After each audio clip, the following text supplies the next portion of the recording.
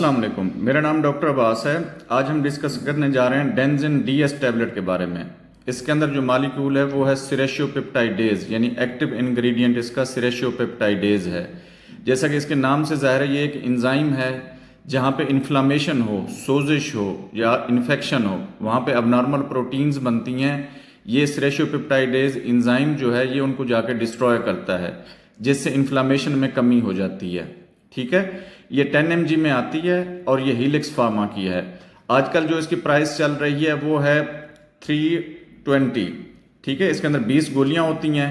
ठीक है, ये सुबह दोपहर शाम आमतौर पे 3 टाइम में यूज़ करते हैं हम इसको। ठीक है, इस दवाई को इस्तेमाल करने से पहले आपने इसके साइड इफ़ेक्ट्स और इसके यूजेस के बारे में जान लेना है। इसके यूजेस मैं आपको बता देता हूँ कि कोई भी सोजिश हो, किसी भी जगह पे इन्फ्लामेशन हुई हो या सोजिश हो, इसको आप यूज़ कर सकते हैं। ये लो बैक पेन में भी यूज़ हो जाती है, या छोटा मोटा दर्द वगैरह हो तो ये उसमें इस्तेमाल हो जाती है। ठीक है, ये कॉमनली इस्तेमाल होने वाली चीज़ है।